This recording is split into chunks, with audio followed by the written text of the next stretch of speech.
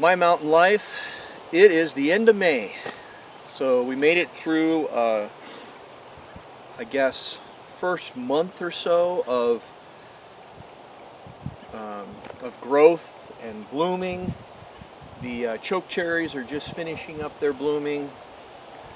I don't really think I have anything as far as the orchard goes blooming any longer, except for some strange kind of a double bloom on a superior that I purchased recently, but I think that's just kind of like because it was growing in a warmer climate and it bloomed once, put on some fruit, and it's starting to bloom a second time, which is really strange to me. But so the orchard's looking really good. You can see behind me that the actual trees are becoming very noticeable as to, their individual trees and where their locations are. So I'm pretty happy with that. I've been incredibly surprised, and I think this is what's so interesting to me about orchards in nature and in general. I've been very surprised with certain things. Like some things I thought would do really well, haven't. Other things that I didn't expect to do well have done well. And so that's what I mean by a surprise. It's just kind of a little bit of a shock. Other people might not see it or think it's that big of a deal, but to me it's just fascinating. This is a time of year that my family kind of wants me to stay in the orchard because I really like to talk about it, and they get tired of it. They don't want to hear it from me anymore, so that's fine. That's why I'm talking to you. Anybody else who has an interest in fruit trees, whether you're down in places like Florida or elsewhere, you might find this video interesting.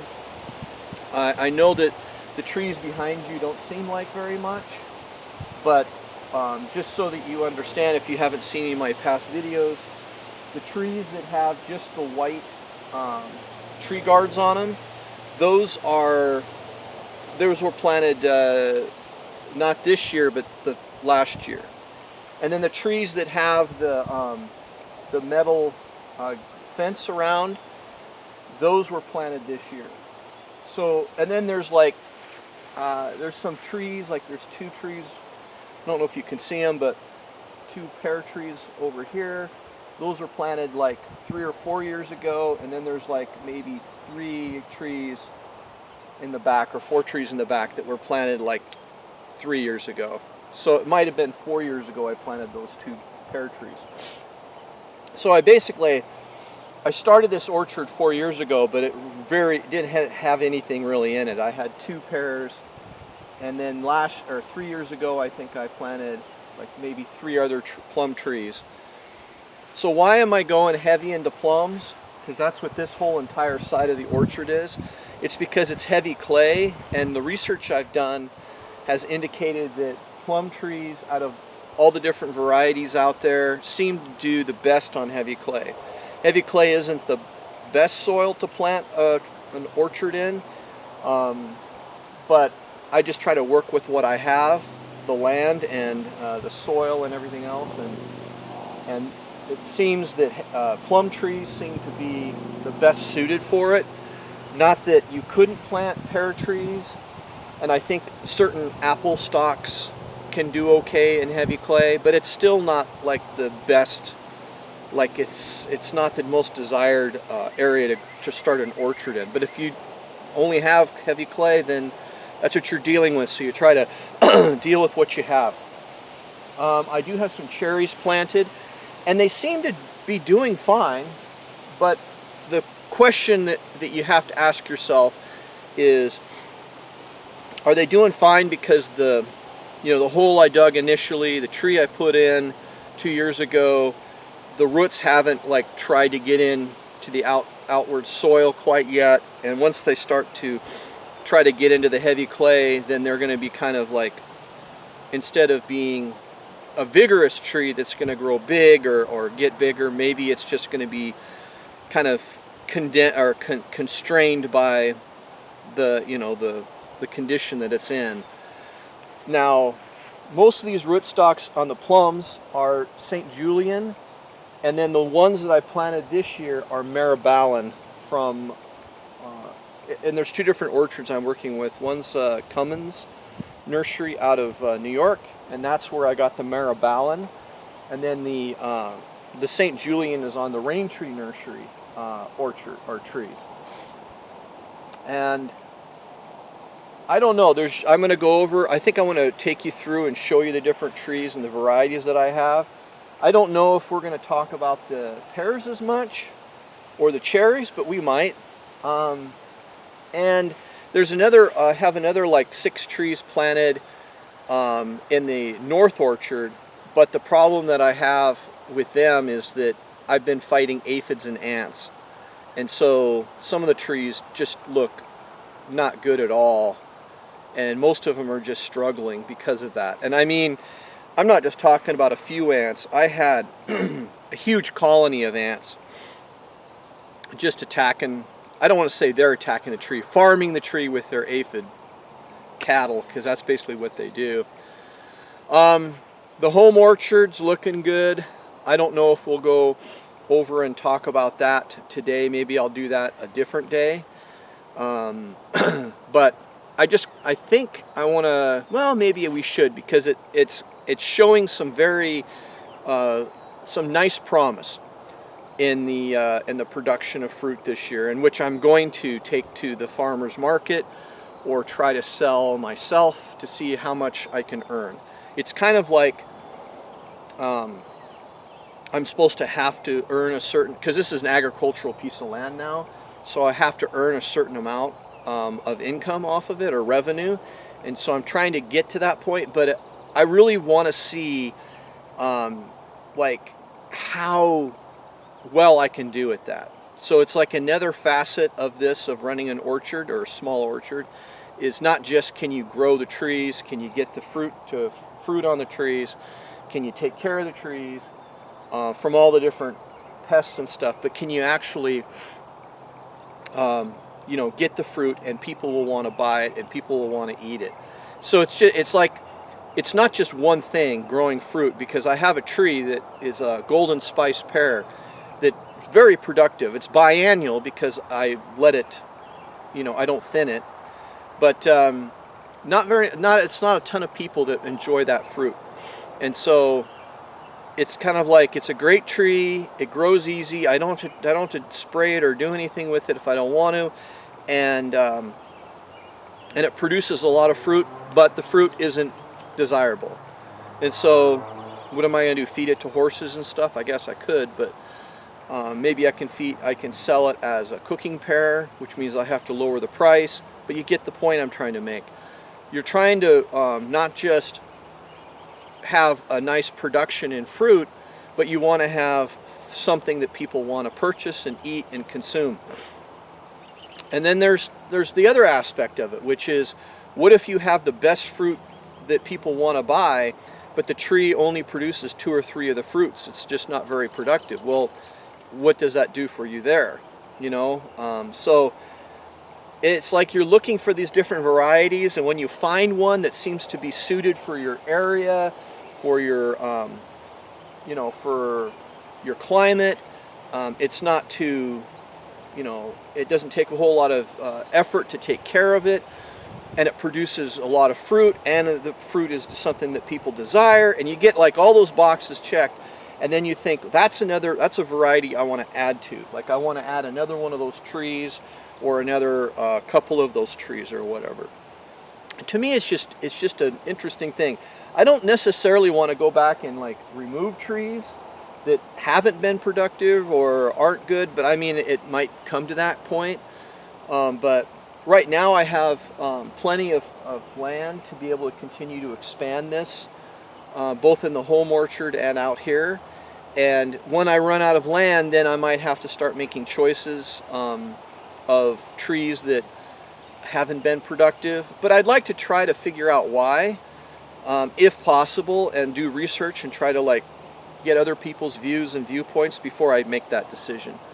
Now, last year I had blossom blight, and that's like it's like a form of brown rot, from my understanding from reading on it.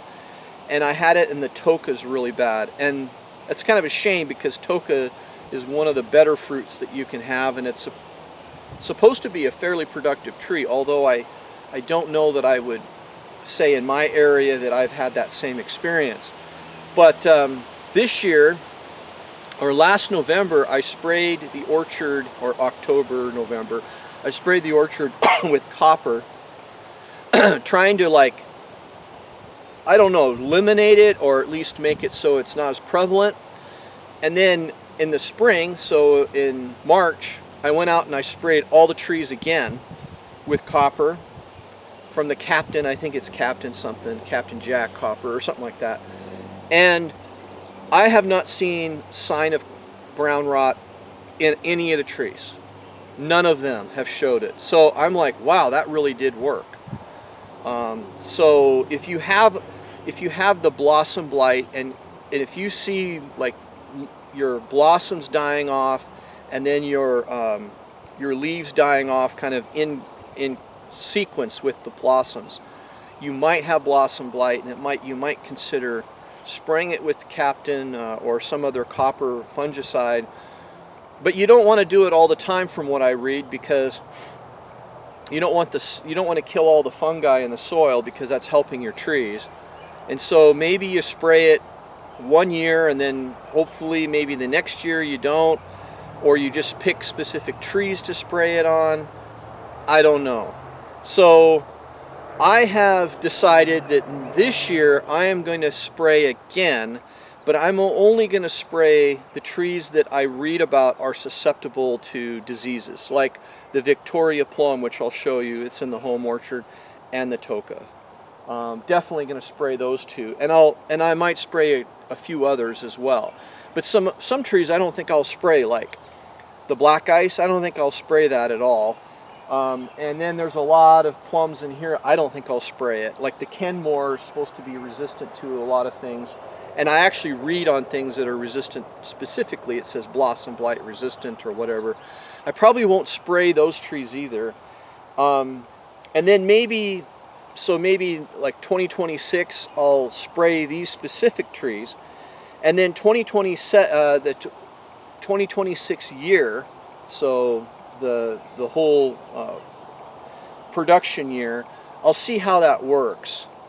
And then maybe 2027, I won't spray at all, and we'll see what happens.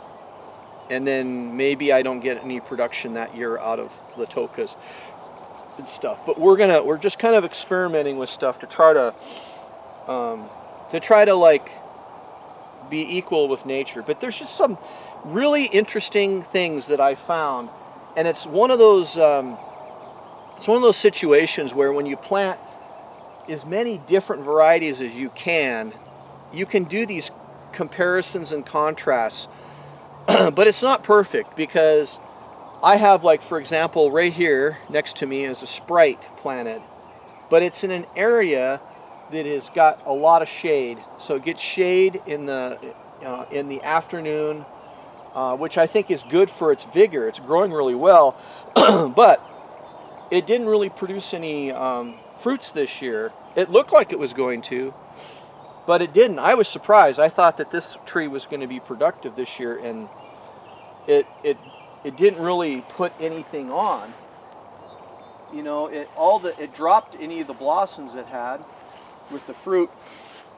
I don't know if it's just because the tree isn't old enough yet, or if maybe it's just got too much shade. It needs more sun to actual set fruit on it. I don't know. But I planted a second one because I thought this one was doing so well, and that tree actually might have a couple little fruits on it, and it was just planted. And I'm not too worried about it, because the fruits that the Sprite produces, which is a plum, it's like a cherry plum kind of, I guess, they're pretty small, so it shouldn't hurt the tree to have 2 or 3 of them on there, even at its young age. What else can I say about what I found out so far this year? My apricot tree, I had like 200 little apricots on that tree, and then in the last week they've dropped, I think, all of them. I can't find any, but maybe there's 1 or 2 hidden in there somewhere. But it's like, why? You know, why did you just drop everything? So I don't understand that. That's just kind of interesting. I was going to get a second Chinese apricot because I thought, man, if I get 200 apricots this year, and that's a really good apricot, it's really tasty. And I thought, well, then I can maybe get another one of these trees, and I'll have two of them producing, you know, because it's a good, and it's looking good, like it's going to be tried and true. And nope. And so I'm wondering, like, I might just give up on apricots in my region. I have two other apricots I bought this year, planted them, and from Cummins Nursery, and I don't know. This just may not be the best climate. The soil should be good for it, so I don't know why. So I might just have to give up on apricots. I've given up on Asian pears. I have a Juicy Jewel that I purchased. That's out of Minnesota University, I believe, and it's supposed to be one of the more cold hardy varieties of Asian pear. But so was the Tarawa, and it like had dieback really bad, not this year but last year. And so I still the trees are still here. They're putting on growth, but I mean literally I've had to cut the tops off of them because they died the whole way up. And so I'm just like, Asian pears, I love them, but I just don't think that I can grow them in my region. Maybe I can't grow them in the soil. Maybe heavy clay is just not, you know, the best for them. But I have pear trees in there that seem to be doing okay.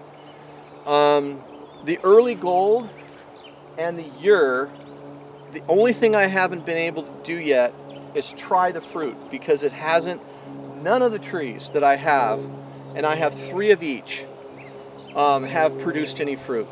And so this year there's supposed to be a lot of pears on both varieties of trees, and I'm hoping that they'll be marketable. They'll be tasty and marketable. The reason I say that is because the pear is incredibly hardy in my region. It's really a hardy tree for the cold region, and you don't have to do anything. Like, I literally don't take care of that tree. I don't have to. And so it would be nice if it would be a productive tree variety as well and have marketable fruit. But we don't know that yet. We don't know how that's going to work out. White gold, I've been kind of surprised about. It's a cherry tree, and I've been pretty happy with the amount of cherries that it's put on, and it seems to be doing okay in my heavy clay. But again, as I said before with the cherries, you just don't know until they're of size, you know, they're of a significant size, and then you can, like, oh wow, that particular variety seemed to do okay in this area. I don't have high expectations for it. However, in the home orchard, the cherries are going crazy because the soil is totally different. It's up higher, and so there's sand, regular dirt, and or nice organic soil. And I'm always adding wood chips and things like that to the tops to try to, like, over years improve the soil that all these trees are growing in, and everything else I have in the home garden. So what I'm going to do is I want to take you through the orchard and show you how each of these different varieties is doing so far. But a lot of these trees, like I said, were planted just this year, so it's really hard to tell, you know, if that'll continue. But it's a good sign that you can see some of these things. The ones planted last year I can talk a little bit more about. The reason that I put a metal or a fence around these trees, and it's like 2 feet tall, but a foot's under the ground, is because I'm battling voles. And voles have killed like 2 of my trees back here, 3 trees this year from last year. And then my north orchard where the apples are planted, the voles are just, they're everywhere. So I started to put a fence around each one of the trees and go down a foot so that they can't burrow under there, or they shouldn't, and then attack the roots of the trees, because they're doing that on some of the apple trees. The additional thing that I'm doing now with apple trees is I'm replacing all the ones that die with standard rootstock, like M111 rootstock and the Russian one called Antivoca, and then P18. These are the rootstocks that I'm using right now. I know it seems kind of crazy. Why do you want to plant standard apple trees? You know, because most people don't want to do that because it takes a long time for them to get to the point of producing apples, and they can be very big trees. Well, the reason is because heavy clay, again, and my concept in my mind is that if I can get the tree roots, because down below the soil level here at about 3.5 feet down is wonderful soil, sand, dirt, and everything kind of mixed. So it's wonderful, good soil under that level. But I need a root system that's going to have enough strength, vigor to grow down, to get down to 3.5 feet. And I already plant the tree a foot below, so it actually only has to go 2.5 feet down, and then it can reach a wonderful soil. And I can talk about my theory, like, because this forest has pine trees in it, ponderosa pines, Douglas fir, not just everything that you would find near a river, but stuff that supposedly can't be planted in heavy clay, you know, that you don't expect to find in heavy clay. And they're doing great. And even when it floods, they don't die. And I think the reason is because the root systems are down below that level of anaerobic soil, I guess is what they call it, the heavy clay. And so when the heavy clay gets saturated, their root system is still getting, it's underneath it, and it's still getting nutrients and things like that. And on top of that, when the water goes through the heavy clay, as it goes through the soil levels, and it takes a long time to do so, when it starts to come out the bottom of this heavy clay layer, it's like, I think it's kind of like rain. It's just like it's dripping down into the regular soil, into the dirt and the sand and everything else, and it actually makes it so it's kind of like a delayed sprinkler system in a way. And that's what I'm imagining is happening, and that's why these trees that normally can't be flooded are just fine in an area that gets flooded. I mean, imagine taking a ponderosa pine and putting it in water for 2 weeks. You're going to kill it. So why are they still alive, and why are they doing great? And that's the only thing I can think of, is because I've dug down in the soil. I know that 3.5 feet down, it's like the clay that's on top of it ends, and you end up with regular dirt and sand. And that's my theory. And clay, it's kind of all mixed. And so it's kind of my theory as to why that happens. So my concept is, if I can get these apple trees to do the same, you know, take care of them until they can get down below that level, which means I need to almost force them to want to build the root systems. I don't want to water them too much, but I need to water them a little bit, especially during the times that we have a dry season.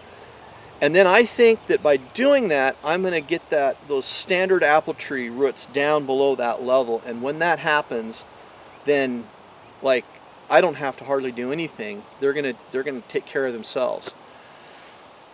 This is the concept. This is the idea. I have one tree that's kind of like my control. It's a Honeycrisp tree that I don't hardly do anything with. It might get some secondary watering when I water other portions of the orchard, but I don't specifically take care of the tree. It's still alive, but it hasn't really taken off. And I think what's going to end up happening is 1 year, maybe 1 or 2 years from now, the root system of that tree, because I bought it from a nursery, and I think the root system is like a normal root system. I don't think it's a dwarf, or maybe even semi-dwarf, but I don't know because I didn't keep track of it. But I believe that one day that root system's going to go underneath that clay level, and then that tree's just going to take off. But I'm not taking care of it as hardly at all, and so we'll see what happens. So far, I mean, I keep watching it, and I'm like, well, let's see if one of these days that it starts to die off, then I know that, like, it's, you know, that clay is just concrete and it's not getting any moisture. But so far, it's all right. So anyway, I want to do the fun part, and I want to go through the orchard again. I think I've done this earlier this month, but I want to go through it and show you kind of how things are looking right now on each of these different varieties and kind of what I found so far. And then at the end of the year, or just before I harvest, which will probably be at the earliest trees, will probably be, I'm guessing, the end of July sometime is when here the earliest varieties start to ripen their fruit. Then we'll go through and I'll show it again, and we'll see things could change again. Who knows? So we'll take you off of here.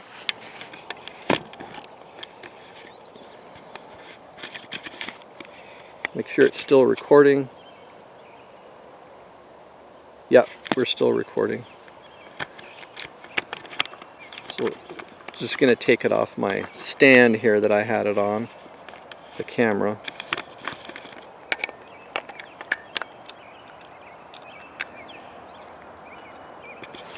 Sorry.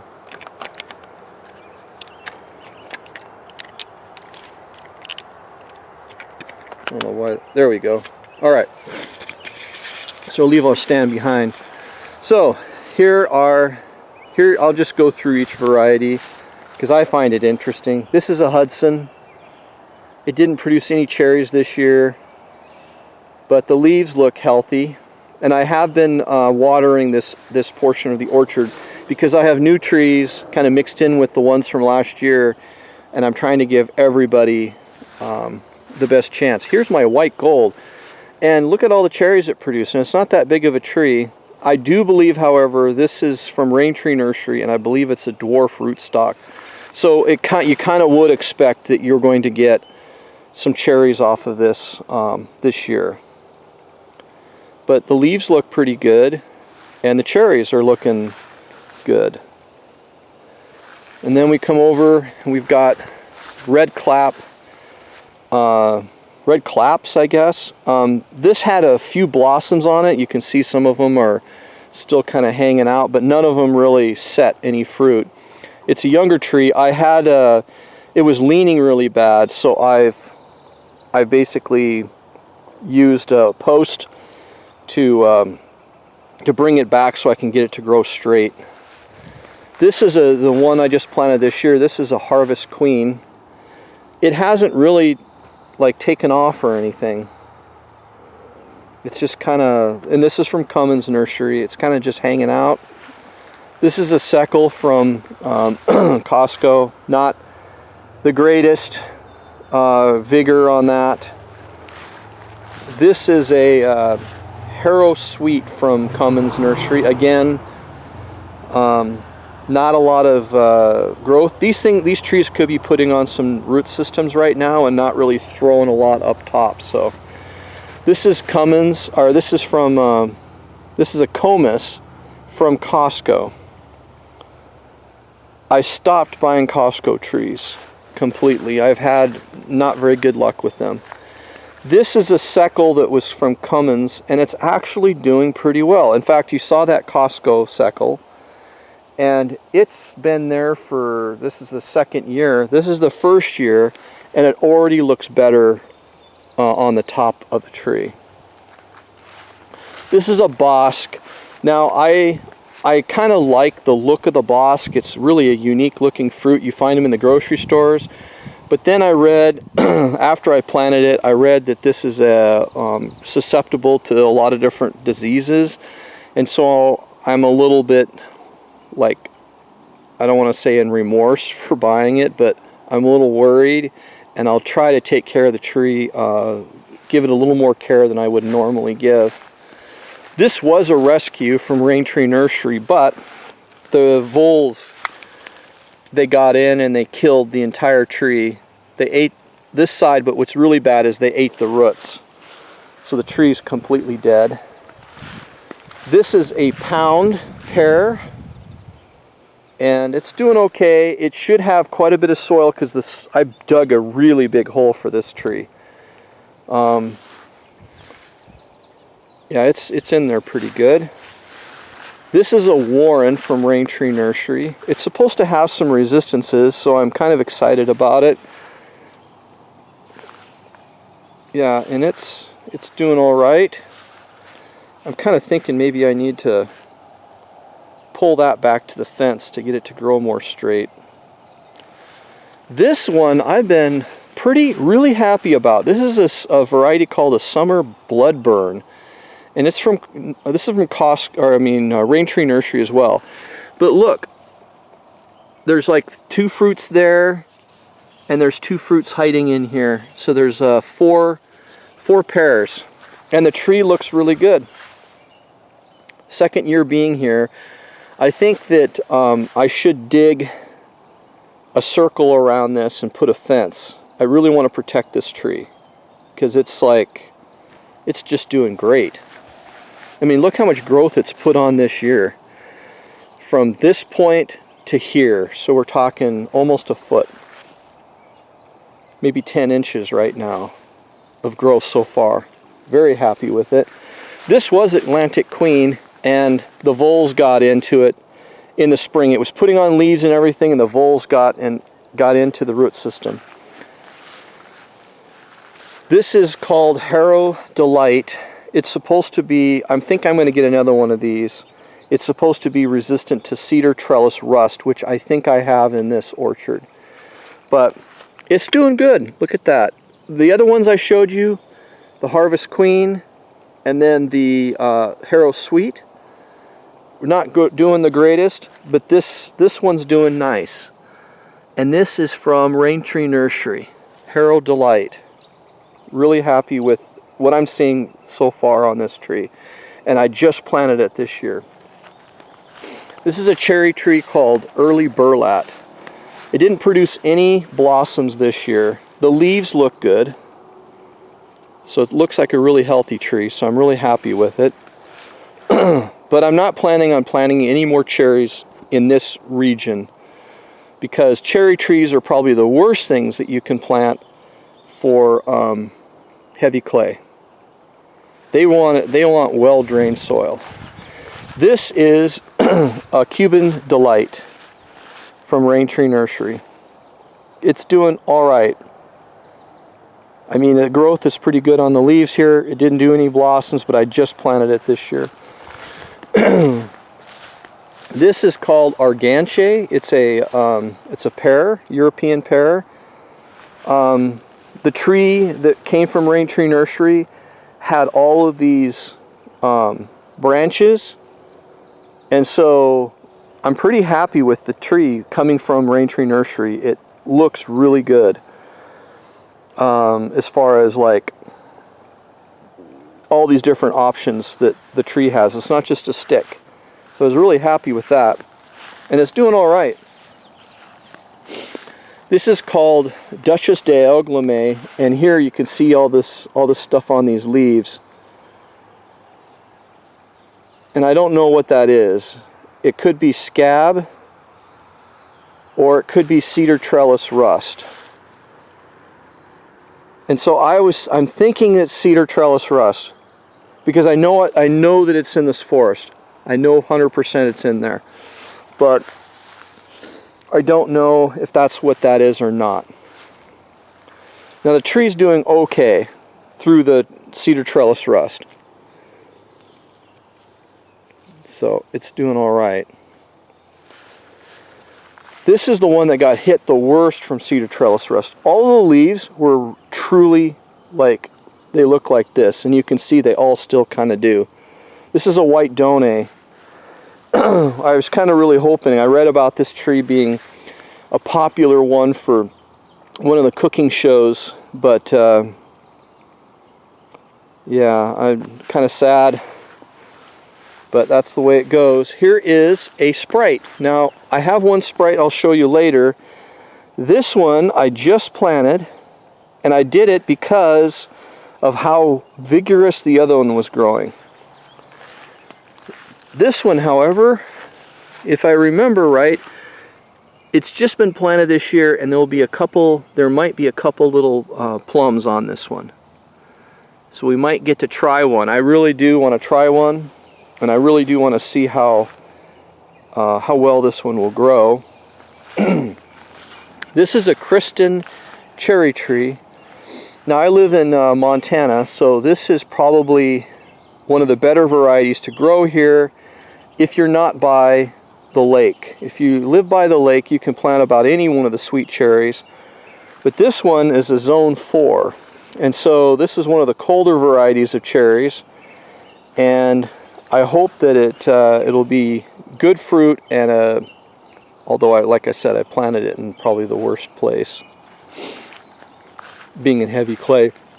This is an ubaline, and this tree has put on a lot of growth this year, and I'm really happy with it, but it does seem to be also impacted by whatever that is, cedar trellis rust or scab, I don't know. But it's fighting through it. And here's one of the trees I was talking about. This is the year, and you can see that 1, 2, 3, it had a lot more on it before. 4 up here is another one. So hopefully we're going to get to try this fruit, but you know, there's quite a few on here. There's probably a dozen pears on this tree to try out. It's growing okay. It's not like rapidly growing, but if you can plant a tree and you don't have to do anything, you don't have to worry about bugs, you don't have to worry about or pests, you don't have to worry about diseases, and it's really cold hardy. Every year it blooms. It's the first one to bloom. I mean, even if I don't get a ton of fruit on it, it's just one of those things that as long as you have the space, you can plant it and really forget about it and just harvest it. And that means your input costs are so low compared to some of the other varieties that you might deal with. So, but we're crossing our fingers, and I haven't tried a year yet, so maybe this year we will. This is a lapin. This is a self-pollinating cherry tree. So is the Kristen, by the way. But hopefully they can help each other. It does have some cherries on it. And the leaves look pretty good, but I haven't really seen the lapin be quite as vigorous as some other ones. And then this is an early gold pear. The same thing I was talking about with the year. You know, you got some little fruits on it to try out, but it's not like, if you look, you can see right through the canopy. It's not like the leaves are like, you know, growing incredibly thick. And as far as the growth on the top of the tree, it is not very much at all. It's barely, you know, we're talking like half an inch. So it's not, maybe it's the area that it is in, I don't know. But it's the same kind of thing. If this variety in the year can give me pears, and I can just plant it and forget about it and not have to take care of it, then that's a really good plus, as long as the pears are marketable. This variety, I think I'm going to add another tree next year, because I'm just thinking that the area that it's in is tough on it, but this is a gem. It's supposed to be resistant to cedar trellis rust. So now look, this is supposed to be resistant to cedar trellis rust, and you don't see any of the little spots on it like you saw on the diaglyme or the white donay. And so, if you have an orchard, you can either fight whatever the issue is, or you can try to work with nature. And I'm kind of one of those people that just like, I want to work with it. And so nature says, I don't want you to plant any trees that I don't want you to plant any trees that don't have resistance to cedar trellis rust. So I'm going, okay, well then I'll plant trees that have the resistance, because I know it's out there in the forest. The other option is I can try to go out in the forest and get rid of all the juniper, but I mean, easiest thing to do would just be to plant the proper varieties for your area. This is a toka. This one had blossom blight really bad last year. It bloomed this year, but there's no fruit on it. I mean, I might get one plum, I think I saw on this tree. So, but positive, I don't really have a lot of aphids in it that I know of. There might be a few. And also positive, it doesn't have blossom blight, so the branches aren't dying off like they did last year. This is Schoolhouse from Rain Tree, and that's a Schoolhouse plum from Rain Tree. And these trees, they've struggled, but I'm kind of thinking that it's just this portion of the orchard that is hard on the trees. I don't know, that's my theory. The reason I'm saying that is the gem over there isn't like, it's been there 3 years and it's tiny. You know, the Toka doing fantastic. And then I've got this Schoolhouse and this other one, which aren't doing fantastic. They're doing okay. They got some growth on it this year, you know, in some areas. Oh, and what's this?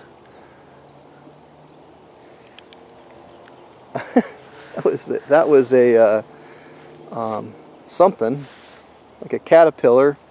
I don't know if it's good or bad, but we got rid of it. This is a Seneca, the same kind of thing. It's been struggling. It hasn't put any fruit or even blossoms, but the growth on it's good this year, and I trimmed it a little bit, so hopefully we'll get something out of it next year. Same thing with the Blue Session. You know, nice vigorous growth on it. It's one of the taller trees, but it's also one of the older trees in the orchard for the plums, European plums.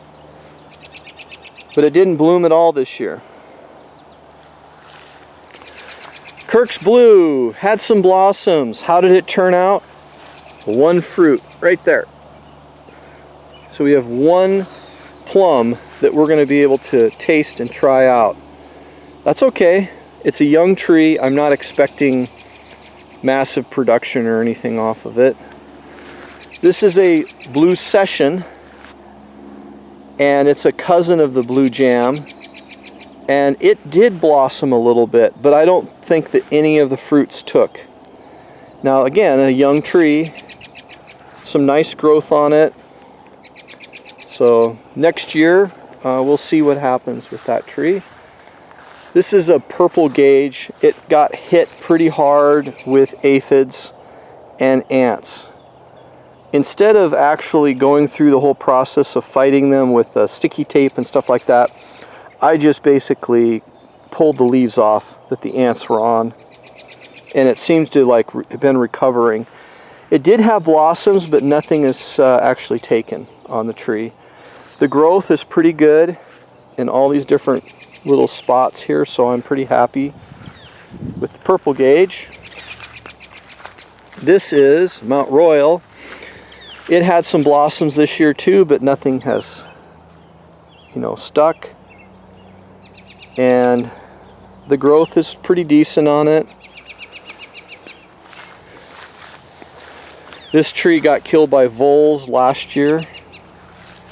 This tree here is struggling. It's called an Erisinger. I've watered it twice now, so I'm hoping it'll pull through, but I don't know. It's not looking too good. From Rain Tree Nursery. This is a transparent gauge. Did not blossom at all, but the you know, these little tufts of leaves look okay, and there's some growth on the ends, so I would say it's decent. This is a Marabella de Nancy from Rain Tree Nursery. I was going to get one fruit I thought I was going to get to try out, but it's yellow. Now, that usually means to me that the tree is gonna, it's not going to develop. It's going to go yellow, then orange, and then fall off. We'll find out. I thought I was going to get one fruit to try out on the Marabella de Nancy. And then here, this is one of the more interesting ones. This is an opal. Now this one blossomed a lot as well, and it's held its fruit. It's put it on. It's a young tree. The leaves are at the ends of the tree. Like there is hardly any leaves down these branches. They're all at the tips.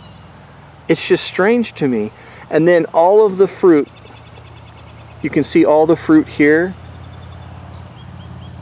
There's probably 30 fruits on this tree, and it's a pretty young tree. And it's called Opal. That's the variety. This is from Rain Tree Nursery. I got another one coming next year from Cummins Nursery. I have I've read good things about the variety. It produces the fruit. It matures in about, I think, the month of July, or for us, maybe the end of July, maybe the beginning of August. So it's going to be one of the early producers, which is good because I need that. Don't need to all come in at the end of, August or September. And it's going to give me some fruits, and I'm hoping that it'll hold some of these and I can take them to market. The top of the tree has got some nice growth on it. The leaves are out, but it's just odd to me that there's nothing down here. It's all at the tips where all the leaves are coming. So when you look at it from a distance, you're like, well, that tree looks like I went and cut it. I went in there and cut all the leaves off just so they're in the end, like I did a haircut or something, but I didn't. So I'm pretty excited about this variety, Opal, for a plum. It's supposed to be, I don't know if it's self-fertile, I'll have to research it, but I got a second one coming because I like it so much, what I've seen so far. This is from Cummins Nursery. This is the Oblingia. I really wanted Oblingia to work in my orchard because it's from Russia and it's supposed to have some resistances to diseases. And I planted it. It was nothing but a stick, and look at this. It's growing really well. So I'm really happy with Cummins Nursery with their Oblingia. Here is an Oshiwashi from Cummins Nursery. Same kind of thing. Not quite as vigorous as the Oblingia, but it's still looking pretty good. My understanding, this is pretty close to a pure Japanese plum strain. And then we come to the Monsieur Hatif. You got some growth out here, looking good. And I think I had 1 or 2 plums that I thought I might be able to try it out, but it's turning yellow. So that usually to me means, especially at this small size, that it's probably going to drop that plum. So I'm probably not going to be able to try anything out this year for the Monsieur Hatif. This is a Perfuma de September Marabella plum, and I believe I have 1 plum on here, or I did, that was developing. Oh, it's right here. So maybe we'll get to try out one Marabella on the Perfuma de September. I'm hoping, because if I don't get, I'd like to try 1 plum this year from the Marabella. And my Marabella de Nancy, I don't know, is going to give me that plum. This is a rosy gauge. I read about this variety from Cummins Nursery, and they say that it's susceptible to diseases. So I don't know that I'll plant any more of them. I don't have any production that I can say of on it. This is a Geneva Marabella. It didn't produce any flowers this year. So we'll see how that does next year. Here's another surprising one. This is called Sanctus Herbatus from Rain Tree Nursery. And if you kind of like go around the top of the tree, it looks like if this was like another 4 or 5 feet higher, it would look like what a regular plum tree would look like already.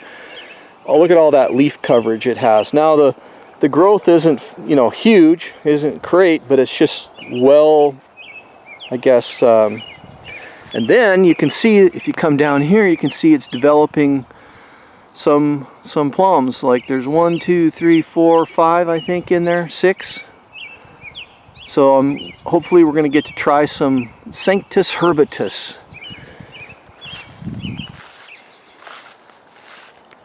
Oh, I'm going the wrong way. This is a golden, early golden Asian plum. Now, I got this from Raintree Nursery, but when I go to Cummins Nursery, I read on it that it's susceptible to some diseases, so I probably won't get any more. Plus, it's not very vigorous, it's not really growing great, and it didn't blossom at all this year at all. So, kind of like, you know what, this is probably a variety we'll just watch and see how things work out, but I'm not overly excited about it for a lot of different reasons. This one was surprising to me. This was the Cuban Comet. It literally, all these branches had blossoms. It blossomed out and then it dropped all of its fruit. You can see that, like, it's even going to drop more. I might get one plum. I don't even know. It's yellow. It probably will drop off as well. But that's okay. It's a young tree. I've heard good things about this particular variety. This is early Laxton. This is another early producing plum, and I thought I was going to get quite a few plums to try on this tree, but I don't think that I'm going to. I might have one, maybe. That's okay, it's a young tree. This tree is a new one called Reine de Marabella. It's a bigger plum. They don't even necessarily consider it to be a true Marabella. It's like maybe a cross between a cross like a Marabella and a regular gauge or something. So from Raintree Nursery, I wanted to increase my Marabella collection. I have 4 of them now. I'm going to get another one next year, I hope. This one's called Imperial Epinus. It's from Cummins Nursery. And it came with all these broken branches, but put it in the ground and look at all this growth that it's had just down here, and it's starting to get more better growth up top too. Blau de Belgique. I thought this tree was going to die when I put it in. It's from Raintree Nursery. The roots were dry. I thought, oh, I'm going to have to talk to him about this tree, but it's come back. So you can see all the growth on it. So happy about that one. This is called Polly, and there's not much growth on it. It's developing some branches on it, but this is from Cummins Nursery. This is an Italian prune plum. There is one plum on this, at least that I saw last time I checked, that we'll get to try out. This is your more standard prune plum that people know about, like you can find it in the grocery stores, the same variety. This is a Coe's Golden Drop. This was the last one to bloom. All the other trees in the orchard were done blooming, and this one was blooming still, or started to bloom. It has one plum on it, I think. Can't say much more about it. It looks pretty good. This is a Vampire, and the Vampire is not doing well. I don't understand why. It's not, this is from Cummins Nursery from last year. It's not really putting on any vigorous growth. I mean, a few little, and it didn't bloom at all. So I don't know, we're still out on that one. This is called Beauty from Raintree Nursery, and I had one plum on here that, right here, that we know of. So we're going to be able to try a Beauty. This is a pretty popular plum down in California, I think. This is called Yellow Egg. I'm pretty happy with this growth that it's doing up here. It's a pretty nice looking tree. And same with this one, Bluebird. You know, you got the length, you got some branches being formed already. And again, these were just planted this year from Cummins Nursery. This is an Autumn Sweet from Cummins Nursery. I think, if I remember reading about this correctly, it was developed out of Washington State University. And I like what I'm seeing here. you know, the growth of it.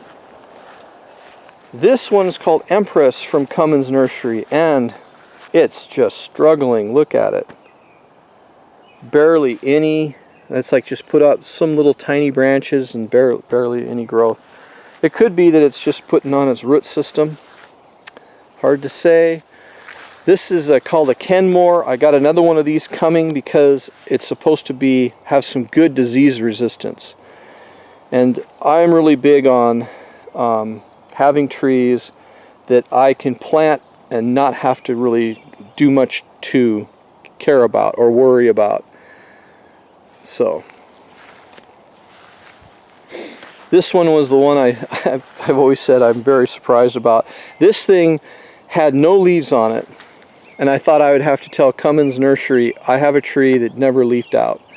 But then boom, all of a sudden popped leaves out, and it's one of the most vigorous ones that I have in the orchard.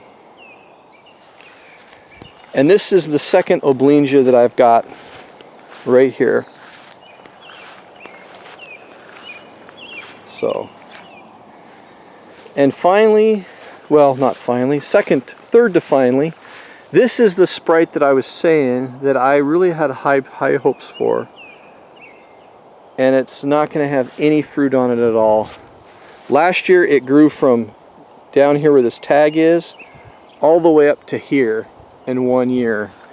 It had like a 2-foot growth spurt. It was really impressive. And so I got a second variety because I was so impressed with how well this one grew. But this year so far, it's been not quite as vigorous as some of the other varieties.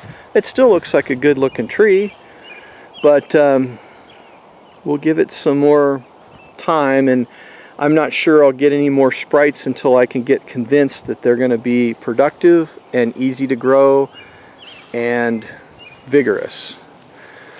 And second to last, I guess, is this Emerald Butte, which I thought was dead. It didn't have any leaves at all, and then it started popping leaves down over here. And so I'm hoping that it's going to survive. And the last one is this Lavina that I specifically got for this portion of the orchard that has a lot more shade, because it's supposed to be able to be one of the few varieties of plums that can take shade. So that's Lavina. I plan on planting an Oblingia and another Lavina.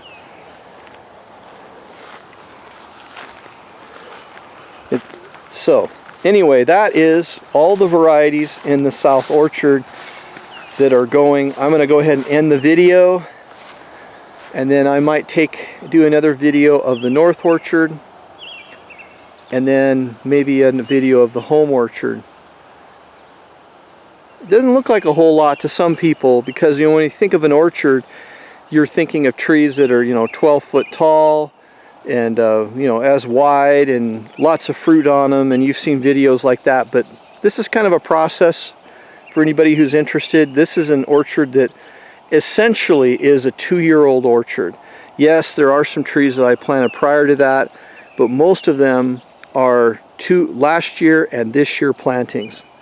And so it's not a very old orchard, and so it's kind of exciting, I think, to see. And if you watch these videos continually, you'll see kind of the development of the orchard, which trees are working, which ones are not, which varieties, which species. But we're going to continue to try to make a go of this and try to make it a beautiful, wonderful orchard to walk through and experience. Thank you very much for watching My Mountain Life.